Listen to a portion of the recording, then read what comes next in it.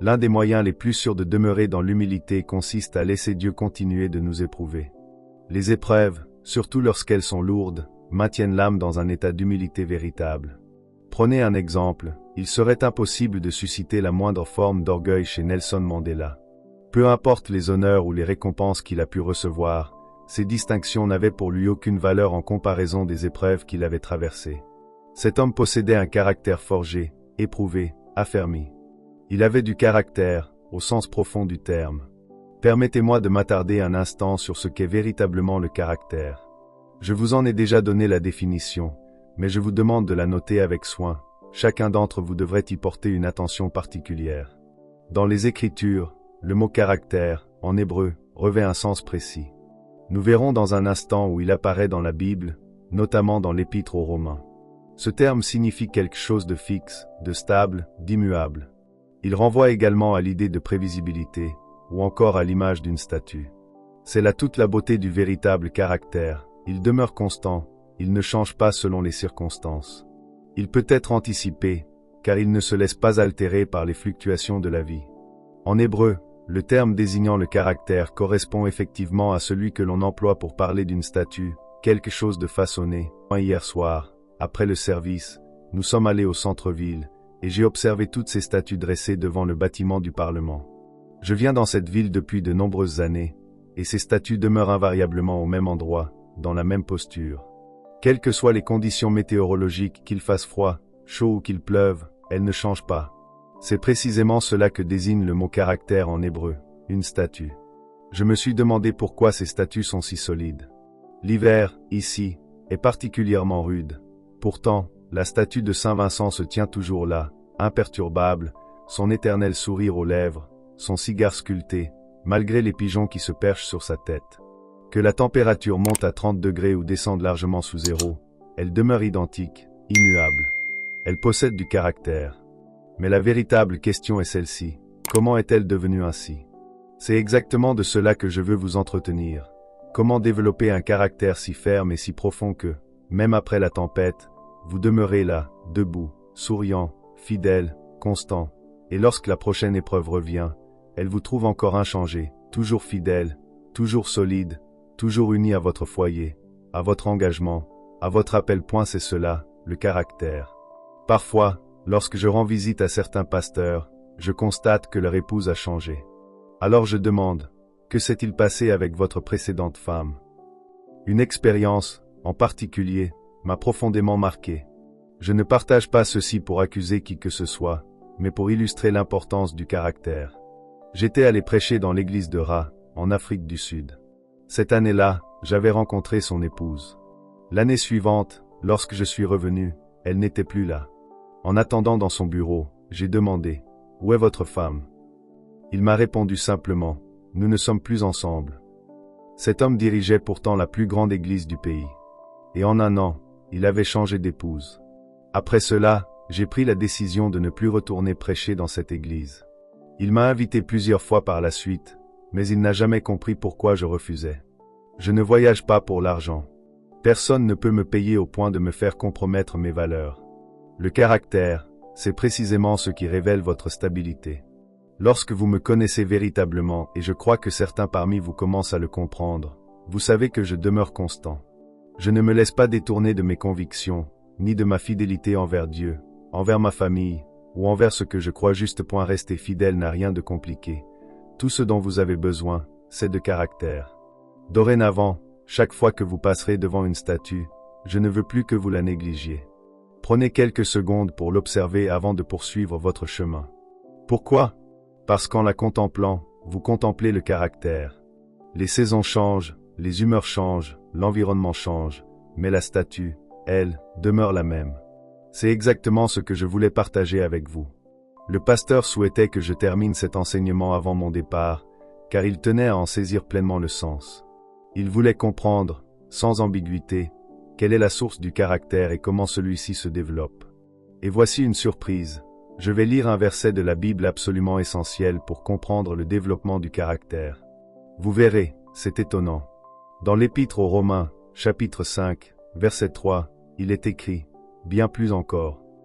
N'oubliez pas que Paul parle ici de la gloire, et la gloire, c'est la véritable nature d'une chose, son essence profonde. Paul se demande comment vivre dans la gloire, c'est-à-dire dans la pleine expression de notre véritable nature. Dans les versets 1 et 2, il parle de la joie que nous trouvons dans la promesse de la gloire de la résurrection. Je vais lire le verset 3, mais auparavant, permettez-moi de vous donner le contexte. Paul explique que nous nous réjouissons à cause de la prédication et du message concernant la venue du Seigneur et la résurrection du Christ, et que, nous aussi, un jour, nous vivrons dans cette gloire. Tout le monde comprend ce message et s'en réjouit. Il est vrai que lorsque l'on prêche sur le retour du Seigneur, sur la résurrection des morts, sur le son de la trompette divine, l'Église réagit avec enthousiasme. Et Paul dit que cela est juste, c'est bien. Mais il ajoute quelque chose de surprenant, nous nous réjouissons également dans nos souffrances. Ce mot souffrance est crucial, car ici, il ne désigne pas la maladie. Le terme grec employé est lipsis, qui signifie épreuve, pression, défi, moment de tension ou de conflit. En d'autres termes, Paul affirme que nous nous réjouissons, non seulement de la gloire à venir, mais aussi des épreuves présentes, car elles possèdent un rôle précis dans la formation de notre caractère. Nous nous réjouissons lorsque nous faisons face aux défis, aux moments de stress, lorsque les tempêtes se déchaînent, lorsque plus rien ne semble aller, lorsque tout le monde nous abandonne, lorsque nous n'avons ni argent ni soutien. Paul nous dit, réjouissez-vous à ce moment-là. Notez soigneusement ce mot, se réjouir. On en parle rarement, et pourtant il est fondamental. Le mot réjouir est composé du préfixe re et du verbe jouir. Le verbe jouir, ou joy en anglais, signifie littéralement « sauter de joie ». Quant au préfixe re, il indique l'idée de recommencer, de répéter. Ainsi, se réjouir signifie « continuer de sauter de joie, recommencer encore et encore ». Paul enseigne donc que, lorsque vous traversez des ennuis, lorsque vous avez l'impression d'être au fond du gouffre, vous devez, aussi étrange que cela puisse paraître, continuer à vous réjouir. Cela peut sembler insensé.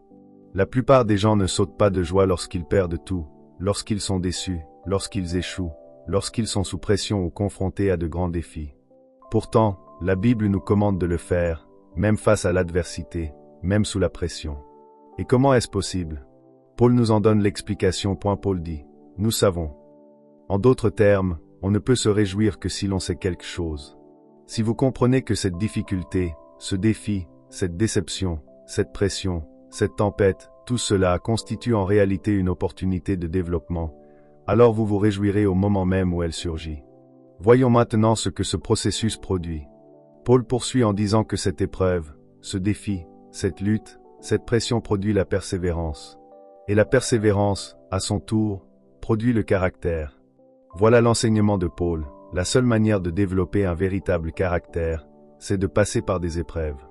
Vous voyez, votre conception spontanée des tempêtes consiste à les percevoir comme une menace ou un danger.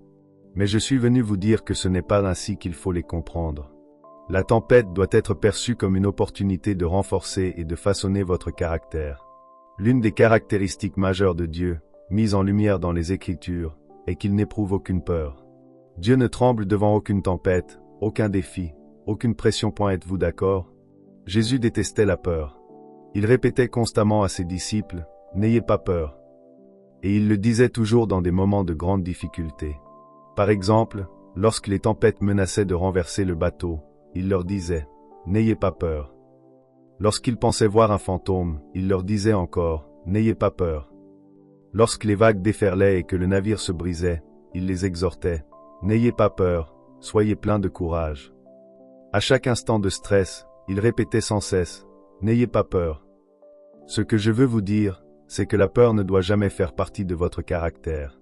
Parfois, des personnes viennent me voir et me disent, « Le Seigneur m'a parlé. Il m'a donné un message pour toi. Dans les années à venir, tu vas traverser de nombreuses épreuves.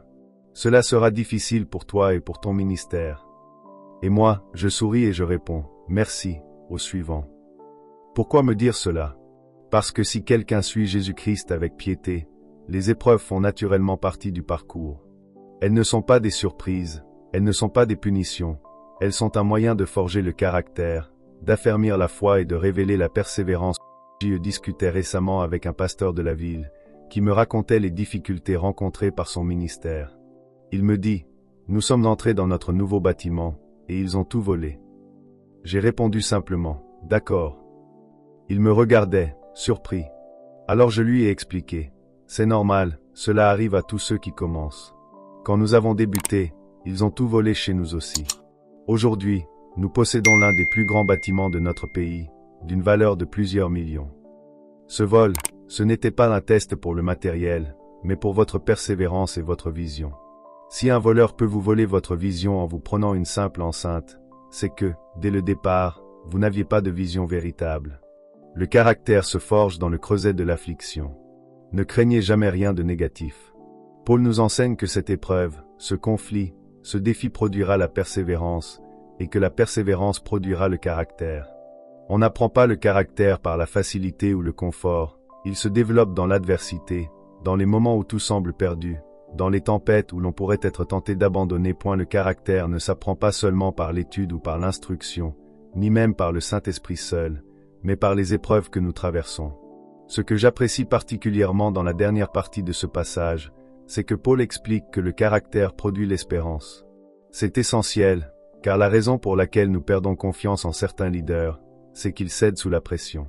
Nous avons besoin d'espoir, de quelqu'un qui se tienne debout au milieu de la tempête et dise « Restez avec moi, nous allons nous en sortir ». Pourquoi? Parce que cette personne est inébranlable. Elle ne bouge pas. Tout autour peut s'effondrer, mais elle demeure stable. Elle sait que ce qui l'entoure bouge, mais que cela sert à la libérer de ses entraves. Le vent emporte la poussière loin d'elle, mais elle-même reste ferme.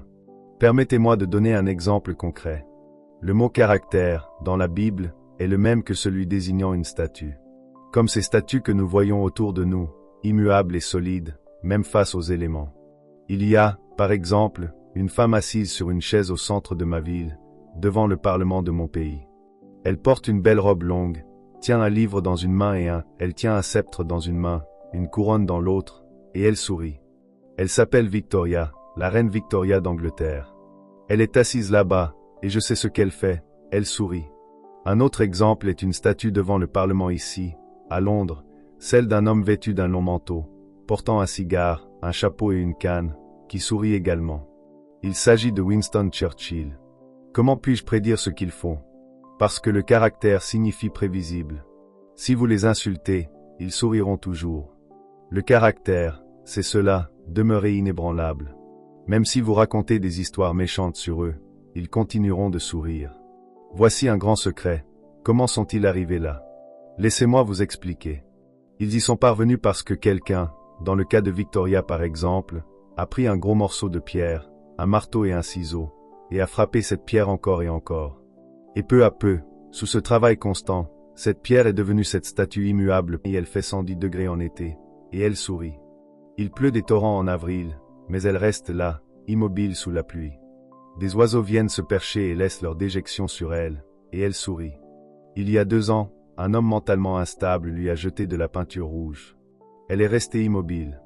On l'a nettoyée, mais elle n'a pas bougé. C'est cela, le caractère.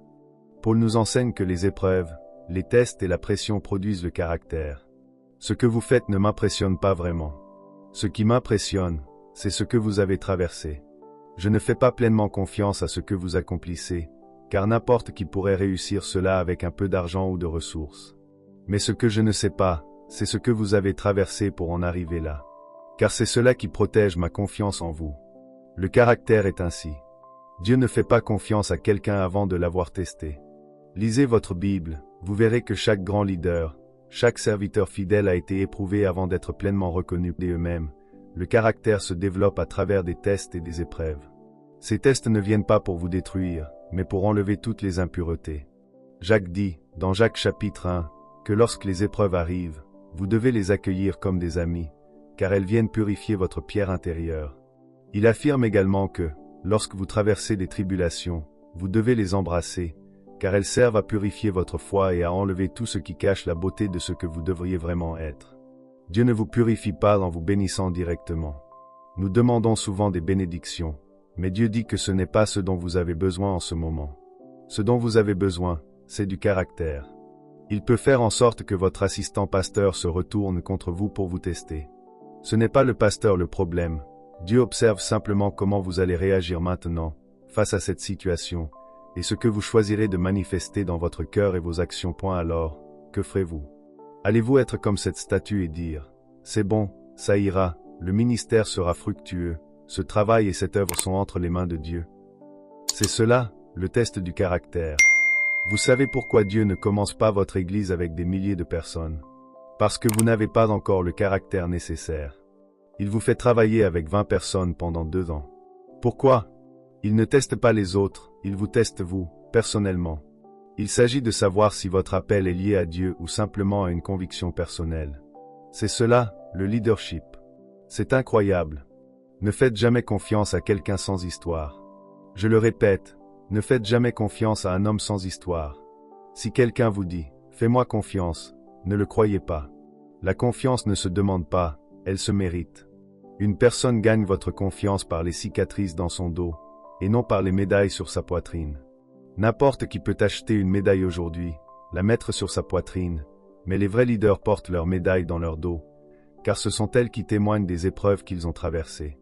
Voici quelque chose à retenir. Le caractère est la source de la confiance. Lorsque les gens vous ont vu traverser des épreuves pendant longtemps, alors seulement ils peuvent vous faire confiance. La confiance, comme le caractère, se mérite. Il y a quelques années, ma femme m'a offert une Rolex pour mon anniversaire. C'est une montre incroyable. Lorsque j'ai ouvert la boîte, j'ai trouvé un petit livret à l'intérieur, un livret presque aussi gros qu'une Bible. Je me suis dit, attends, tout ce que je veux, c'est savoir l'heure. On m'a répondu, non, ce n'est pas une simple montre. Vous pouvez acheter une montre partout. Ce n'est pas une montre, c'est de l'histoire. J'ai commencé à lire ce livre et il revenait jusqu'en 1862. Je me disais, mais qu'est-ce que c'est? Ils expliquaient que cette montre n'était pas seulement un objet pour donner l'heure, mais qu'elle portait avec elle toute une histoire de persévérance. Vous ne payez pas 20 $ pour cette montre, car vous n'achetez pas simplement du temps. Lorsque vous achetez une Rolex, vous achetez de la confiance. Devinez quoi? Elle est garantie à vie. Vous n'aurez jamais à acheter une autre montre. Vous imaginez cela? En d'autres termes, ils sont tellement sûrs que cette montre a traversé le test du temps. D'ailleurs, l'une des photos dans le livret montre un éléphant qui se tient sur la montre. Une autre montre est montrée au pôle Nord, dans la glace. Ils ont soumis cette montre à tous ces tests et l'ont ajustée pour être sûr qu'elle fonctionne peu importe les conditions. Vous me suivez? Oui. Alors, cette montre est du caractère. Vous ne payez pas une Rolex pour savoir l'heure. Vous achetez du caractère. C'est exactement ainsi que vous traversez les moments difficiles. Les moments difficiles sont bons pour vous. Vous acceptez cela, et vous comprendrez que les épreuves sont ce qui forge le caractère et la confiance. Soyez heureux dans la vie, pour toujours. Je n'ai jamais une mauvaise journée, car toutes mes journées sont bonnes, peu importe ce qui se passe. Le verset que nous venons de lire est important. Il dit que nous nous réjouissons, que nous sautons de joie dans la difficulté, car nous savons quelque chose. Qu'est-ce que nous savons? Nous savons que cette pression va produire du caractère. Je serai transformé quand cela sera fini. Ces épreuves enlèveront tout le rocher qui cache ma véritable image. Elles viennent pour me dépouiller de ce qui bloque ma pureté. Parfois, les gens dans votre vie, les personnes qui viennent travailler avec vous pendant un moment, deviennent soudainement comme des ennemis. Vous vous demandez, que s'est-il passé? Eh bien, Dieu les a envoyés dans votre vie pour vous faire éclater un peu. Vous les appelez une irritation, et vous avez raison. Ils sont comme du papier de verre. Ils sont venus pour polir certaines parties de votre vie. J'aime ce que dit la Bible à propos des gens. Il y a un temps pour embrasser, il y a un temps pour laisser partir, et quand il est temps de laisser partir les gens, vous continuez à les embrasser, mais ils deviennent une irritation. Ne gardez jamais ce que Dieu a déjà décidé de laisser partir. Il y a un temps pour rassembler et un temps pour disperser. Ainsi, j'apprends de plus en plus à tenir les gens très légèrement dans ma vie, au cas où il serait temps pour eux de partir. Si vous vous y attachez trop, cela peut causer un problème pour vous. Le caractère est une source de confiance. Numéro 2. La confiance est la monnaie et l'environnement économique du leadership. L'économie du leadership fonctionne réellement grâce à cette monnaie qu'est la confiance. Vous ne pouvez pas diriger des gens qui ne vous font pas confiance. Et la seule façon pour que les gens aient confiance en vous, c'est que vous développiez votre caractère. Et comment cela se développe-t-il? À travers quoi? À travers les épreuves, les tests et les défis de la vie. Voici ma définition de la confiance, et elle est à la fois pratique et simple. La confiance est le produit de tests réussis sur une longue période. La confiance se construit à travers le temps et les épreuves. Lorsque vous avez été testé sur une longue période, les gens peuvent alors vous faire confiance. C'est pour cela que la montre Rolex inspire une telle confiance, elle a été testée sur une longue période. Nous dépensons des milliers de dollars pour cette montre, mais nous n'achetons pas simplement du temps, nous achetons la confiance qu'elle incarne. C'est également pour cela que, lorsque je parle à une entreprise et que l'on me donne 5000 dollars pour 1 heure et demie, elle n'achète pas une personne, et elle n'achète même pas une conférence. Elle achète la confiance qui a été bâtie au fil du temps. Colin Powell, récemment, a parlé lors d'une intervention de 60 minutes qui lui a rapporté 25 000 dollars. Je ne peux pas attendre d'en arriver là. Alors, qu'achetez-vous réellement? Vous achetez l'histoire, le parcours, les épreuves et le caractère qui ont été forgés au fil du temps. Pourquoi Jésus est-il si précieux pour nous? Étudiez son histoire. C'est son parcours, ses épreuves et son caractère qui inspirent confiance et révèlent sa valeur éternelle. Regardez ce qu'il a traversé pour vous. Je me demande pourquoi vous lui donnez votre vie. Il est si précieux que vous le payez de votre propre vie. Chaque fois que le Seigneur a demandé à l'homme de lui faire confiance, Dieu lui a toujours donné une longue liste de références. Laissez-moi le redire, car c'est une vérité capitale. Chaque fois que Dieu a ordonné à son peuple de lui faire confiance, il lui a présenté des preuves, des références, des témoignages de fidélité. Il disait, « Faites-moi confiance. » Pourquoi? Parce que c'est moi qui vous ai fait traverser la mer Rouge. C'est moi qui ai détruit Pharaon. C'est moi qui ai envoyé les plaies. En d'autres termes, Dieu disait, « Voici mon histoire. Voici ce que j'ai déjà accompli. Voici pourquoi vous pouvez me faire confiance. » Il leur donnait des preuves. Je suis passé par quelque chose. J'ai vaincu quelque chose. Alors, faites-moi confiance. De la même manière, lorsque vous vous tenez devant votre église comme pasteur, ou lorsque vous vous tenez devant les personnes de votre département, dans votre travail ou votre ministère, la question que les gens posent au fond d'eux-mêmes est simple. Pourquoi devrais-je te faire confiance? Alors, les gens vous demandent, donnez-moi une liste. Montrez-moi pourquoi je devrais vous faire confiance. Eh bien, voici ma liste. Je suis resté avec la même femme depuis 20 ans. J'ai la même vision depuis tout ce temps. Mes enfants sont toujours là. Amenez vos offrandes. D'accord, je peux vous faire confiance. Nous avons perdu 2 bâtiments, mais je suis toujours debout. Nous avons célébré des cultes dans un parc, sous un arbre, pendant 3 ans, mais je suis toujours là. Quand l'homme vous donne 1000 livres chaque fois que vous parlez, c'est parce que vous avez une liste de références. Je peux vous faire confiance. Vous avez du caractère. Vous n'avez pas changé à travers toutes les tempêtes. C'est cela, le leadership. Je me souviens qu'un jour, le pasteur Art m'a appelé. Il m'a dit, « Pasteur Miles, je t'ai regardé et j'ai une opportunité. » Je lui ai demandé de quoi il s'agissait.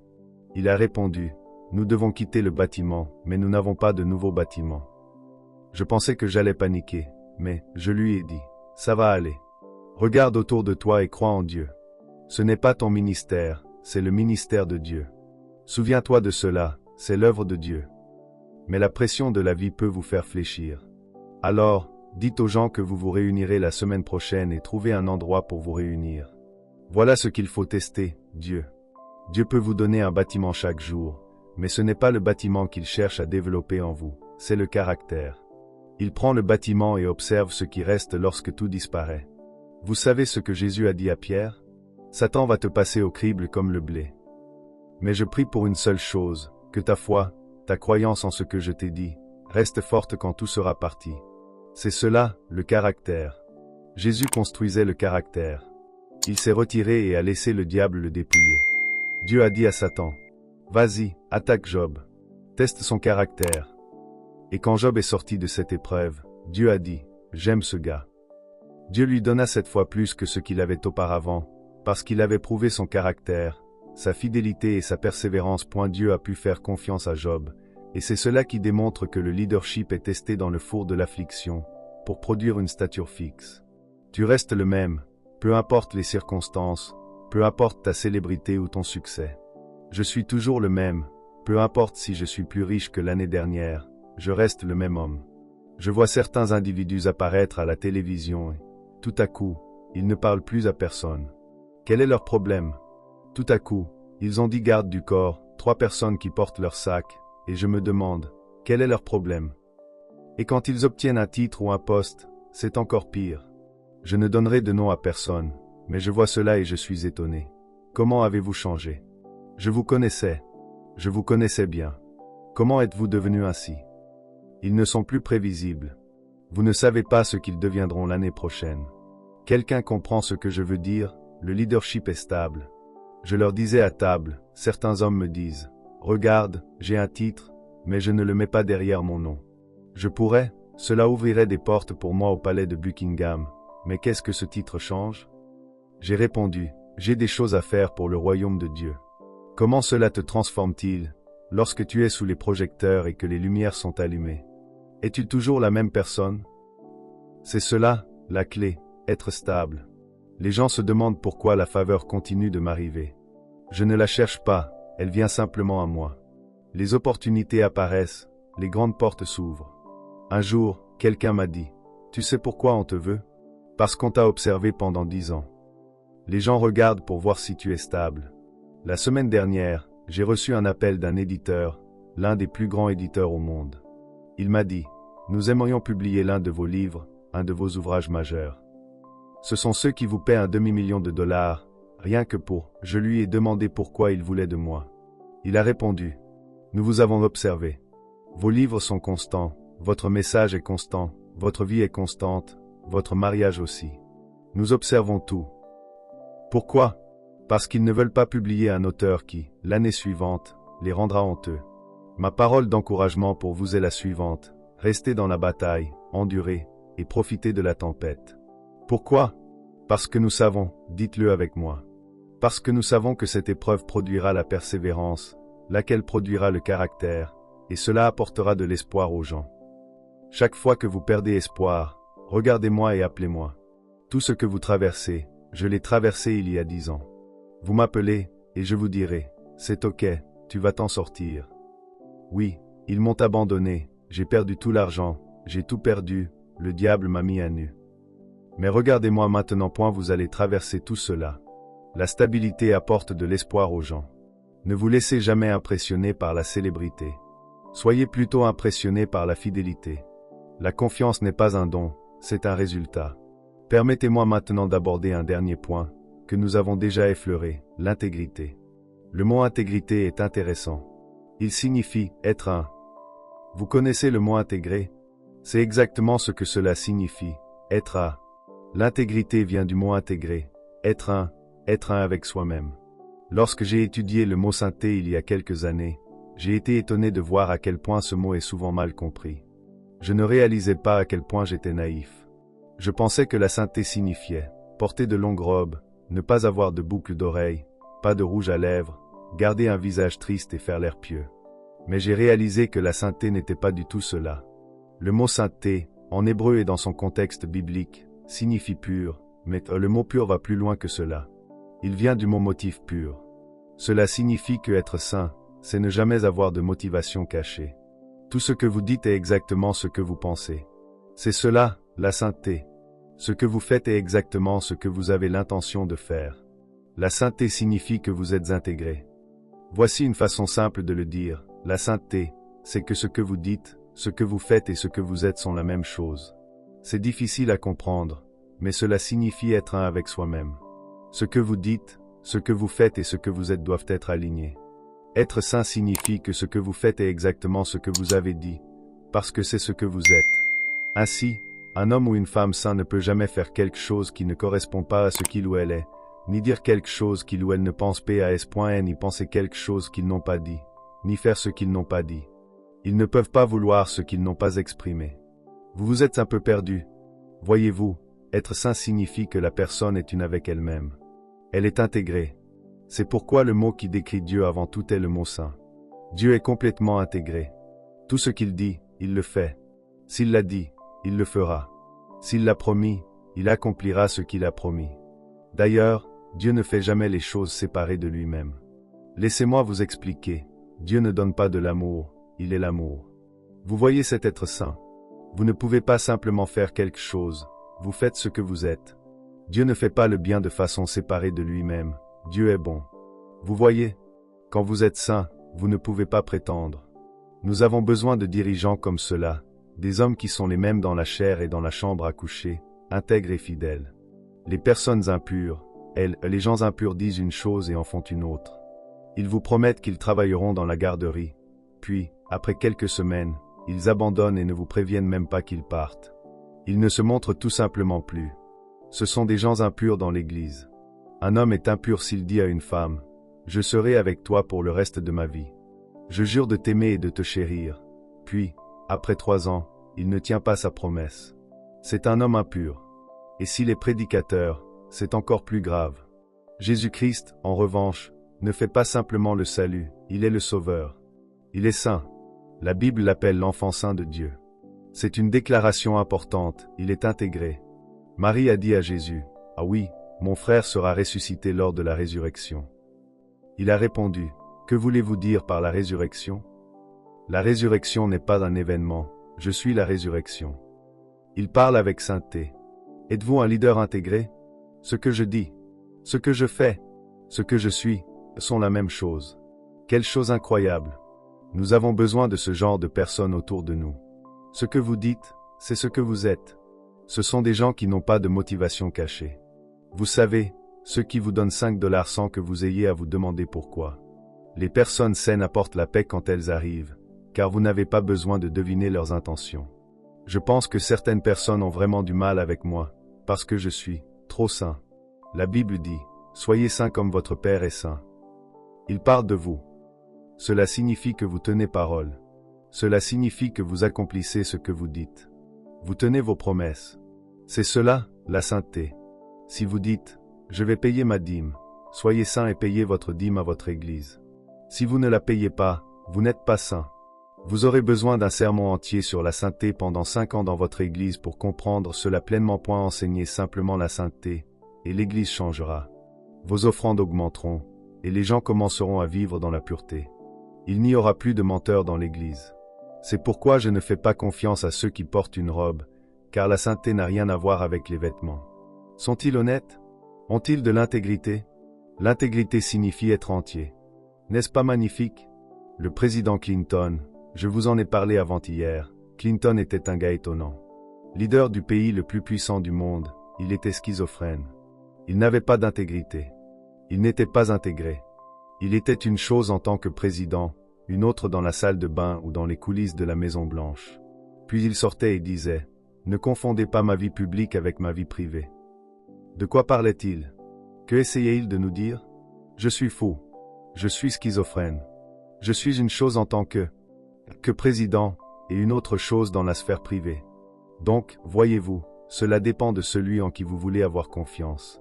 Vous ne pouvez faire confiance à personne qui dit « Ne faites pas attention à ce que je fais en privé. » Que Dieu soit de notre côté. Cela coûte cher, mais cela en vaut la peine.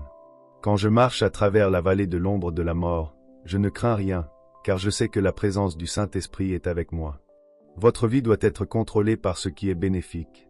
Lorsque nous sommes confrontés à des défis, nous nous tenons debout, regardons le diable droit dans les yeux et disons « Quoi que tu fasses, je suis plus que vainqueur.